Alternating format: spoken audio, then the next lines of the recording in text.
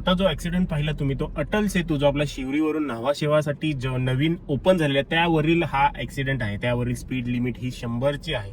100ची speed limit असली तरी गरजेचं नाही की आपल्याला त्याच स्पीड लिमिटमध्ये चालायला हवं. आपल्याला किती स्पीड लिमिट झेपते, आपल्या गाडीची कंडिशन कशी आहे, आपल्या टायरची कंडिशन कशी आहे, आपल्याला ती स्पीड लिमिट झेपू शकते का, हँडल करू शकतो का, त्यावरती आपली स्पीड लिमिट आपल्याला ठरवायची असते. बाकीचे चालतात 100-120च्या स्पीडनी, म्हणून आपल्याला देखील त्याच स्पीडनी चालायचं नाही आहे, नाहीतर असे अपघात होऊ शकतात. ऍक्सिडेंटचा व्हिडिओ पुन्हा पहा आणि मला सांगा की चुकी ह्यामध्ये कोणाची होती. तुम्हाला दिसत असेल की रेड कारवाला जो आहे तो ओव्हर स्पीडिंग करत होता आणि त्याला गाडी हँडल नाही झाली, तर तसं कदाचित नाही आहे. चुकी कोणाची आहे व्हिडिओ नीट पहा आणि मला सांगा. फ्रेम मध्ये 4 कार्स आहेत, तर त्या 4 कार्स पैकी चुकी नेमकी कोणाची आहे व्हिडिओ पुन्हा पहा आणि मला कमेंट करून सांगा की तुम्हाला काय वाटते कोणाची चुकी.